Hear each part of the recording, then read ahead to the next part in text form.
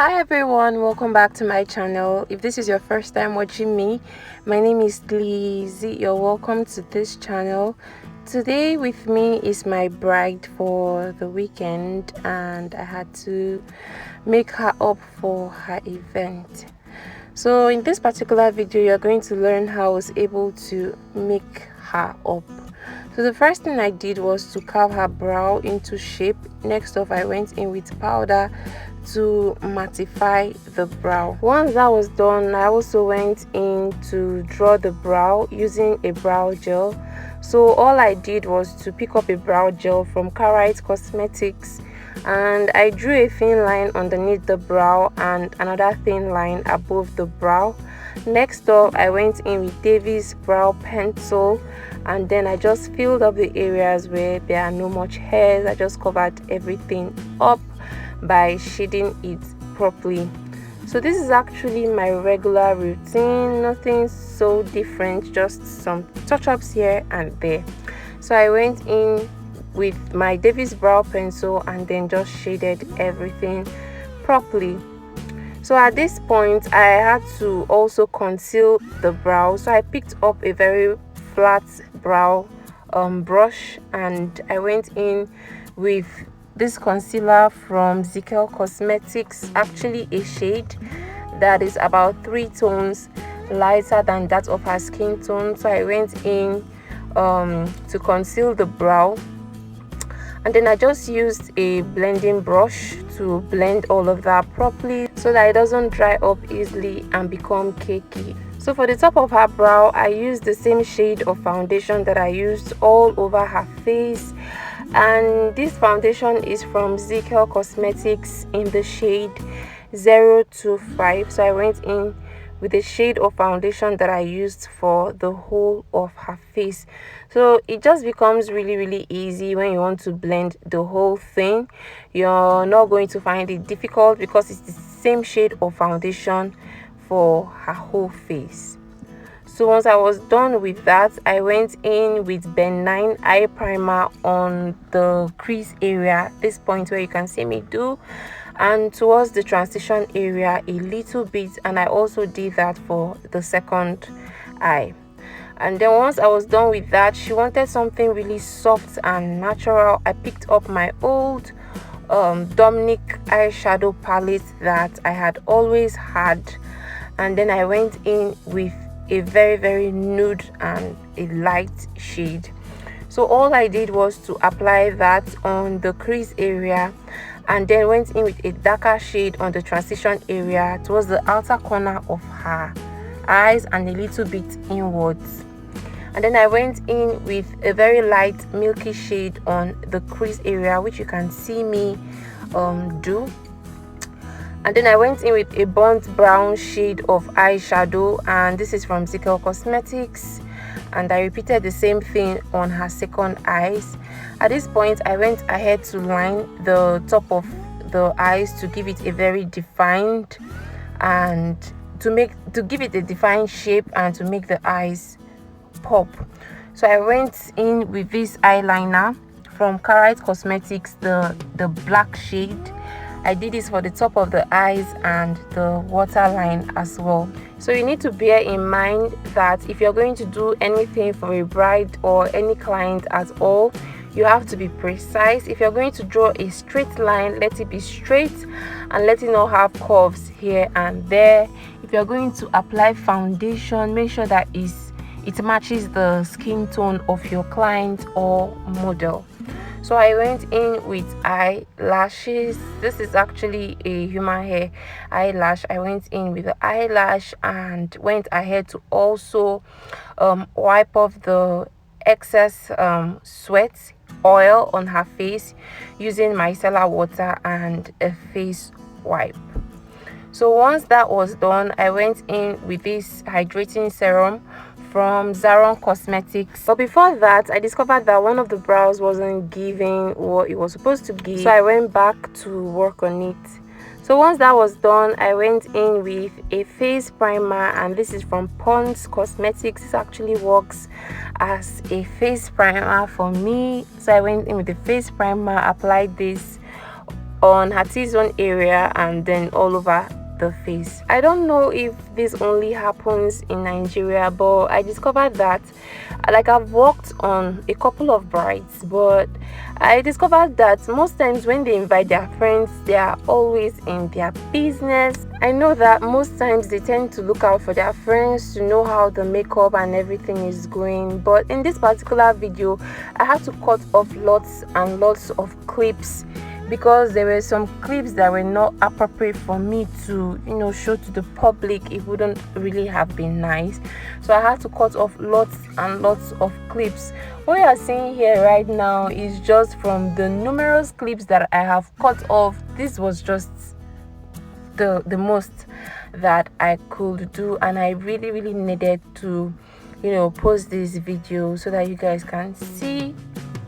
But that's by the way, guys. So at this point I went in with foundation from Zico Cosmetics. If you've been following this video from the beginning, I initially stated that for the top of the brow I went in with Zico foundation in the shade 025. So that's what I'm using for the whole of her face. But before that I went in with a setting spray from Sopro Cosmetics and it's called Seal It. So I made sure that my beauty blender was damp. I had to wet it a little bit just so that it will be easier for me to apply the foundation and for the finishing to be smooth. So at this point I went in with concealer. So I'm just going to write the products that I used in the description box so that you guys can see the products that enabled me in achieving this concealer. This second one that I'm using, the lighter shade, is from Zaron Cosmetics. So in order for it to be easier for me, I'm just going to write some of them in the description box so that you guys can see. So at this point I had to blend. So when you are blending, make sure that you are tapping on the face and you are not dragging. So basically you want to tap and do not drag. So because the under of the eyes are really sensitive, you need to be really careful, else it's going to cake or give you very dark and harsh lines. So tap, do not drag. So once I was done, I went in with my powder, and this particular powder that I'm using today is from Cheek Cosmetics. In the areas where I highlighted with my concealer, which is the T-zone area, I went in with a lighter shade of powder, and in the areas where I needed to contour, which is the forehead and towards the cheekbone and also towards the neck, I went in with a darker shade of powder. So the advantage of having all these shades of powder in one particular set of powder is because it will be easier for you to highlight where necessary and easier for you to contour. So I went in with setting powder at this point just to set the face a little bit, and like I said before, I'm going to write some of the products that I used in the description box below, because at the point where I was making this video I honestly could not remember most of them, so I'm just going to write it below so that you guys can see. So I went in with the setting powder on the T-zone area, the jaw, the forehead, underneath the eyes, the nose, and the top of the lips a little bit, and I did a little contour on the nose. Make sure that you're not doing too much and that you're not also doing too less per se. So at this point I went in with blush, and orange blush. I needed everything to be natural, and she also requested that everything should be natural, and of course, you know, this is a bridal makeup, you want everything to be subtle. So like I said before, guys, some clips were not appropriate for me to show to the public, so I reserved some. I just kept some. So as you can see in the video, I started the lips already. All I did was to go in with a brown shade of lippy to shade the lips a little bit, and then I went in with a pink shade of lippy at the inner corner of the lip, and I was using my Cheek Cosmetics lip palette for this. So this is a bridal makeup. This is actually not so necessary, but I always prefer a very glossy kind of look, so I went in with gloss. Next off, I went ahead to dust off the excess powder, the excess setting powder that was on her face. So I just dusted this off. And I know that the trend these days is for the T-zone area to be really light, but I really do not appreciate and I really do not like that, because if under the eyes and the jaw are so light, it's going to have flashbacks, especially when the person in question wants to take picture. You're going to see flashbacks here and there, like that whitish kind of shade, and I really do not appreciate that. So I want everything to be subtle always in most of my videos and for my clients. So I went ahead to do a reverse contour underneath the cheekbone. Next off, I went in with mascara for her lower and upper lashes, because sometimes when you apply all these products, you see, you know, some dusty brown stuffs on the lashes, like some products that are fallen on the lashes. So it's necessary for you to do this so that everything will look natural and clean. So I went in with this gold pigment on the cheekbone and also underneath the brow, and then I went in with this So Pro setting spray. I heard that this actually stays all day, you know, it doesn't allow the makeup to break and the person does not sweat. So I went in with this So Pro Seal It setting spray, and then I also held a fan towards the face just so that everything dries off quickly.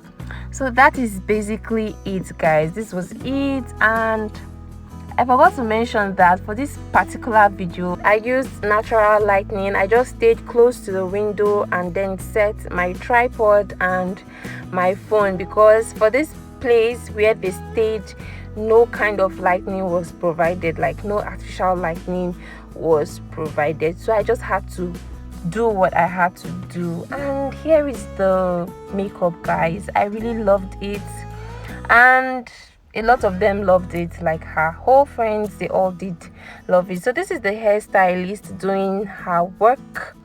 Thank you all for watching this particular video. I do hope that it has been helpful. If it has, please don't forget to hit the subscribe button, like and share. I remain your girl Lizzie, and I'll see you guys in my next video. Bye.